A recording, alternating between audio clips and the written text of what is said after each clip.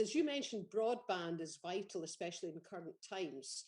Why has the SNP failed to deliver its promises on delivering this? And what are the SNP's plans to get this delivered as soon as possible? There, I've thrown that one over to you, Michael. Well, look, that's it. Thanks for your question, Mark. And I think the first thing I would say to you is that we've got two programs on digital superfast broadband. The DSSB program, which was a £400 million program in helping to roll out broadband across Scotland. That just came to an end the end of last year, and it actually exceeded its expectations. So it delivered more than it was originally intended to deliver, and it provided much greater connectivity than was originally planned for. And we're now into what's called the Reach 100 program, which is to take digital superfast broadband by fibre out to about 99% of all premises in Scotland. Now, the areas that it largely will target are, by and large, many of our rural areas. And keep in mind, many of our rural areas, particularly in the West Highlands, are some of the most remote parts of Europe. So it will be a challenge in terms of getting the cables there. So in itself, just because of the geography and the challenges that go with that. But we've now got all of the Reach 100 program in place. It's now starting to be delivered.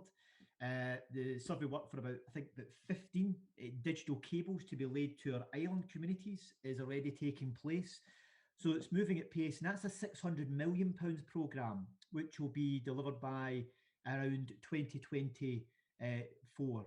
And you asked me, why have we failed? We haven't actually. As I say, in the DSSB program, we exceeded expectation.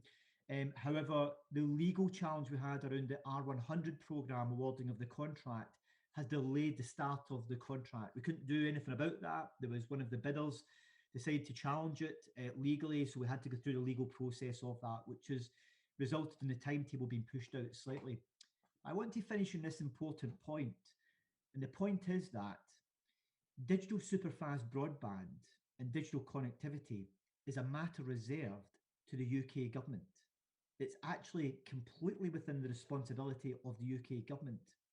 And the reason why we invested £400 million in the digital superfast broadband programme and now a further £600 million in the Reach 100 programme is because the UK government had failed to bring forward any detailed plan in rolling out digital fibre in Scotland.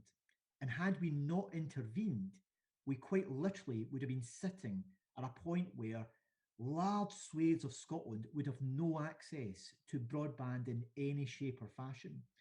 And of the £600 million that we're investing in the R100 programme in a reserved area to the UK government, the UK government is investing less than 5% of that funding.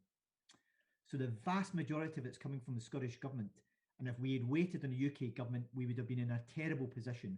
And we weren't prepared to allow Scotland to be placed at that disadvantage because it is so important to our economy and to our communities and to our normal day-to-day life. And if we had sat back and waited on the UK government, we would have, I think, we would have been failing as a government to take the right action. So we've had to step in where the UK government have failed. And by the completion of the R100 programme, Scotland will have the most extensive fibre optic system in the whole of the UK, exceeding anything that is available from the UK government in other parts of the UK.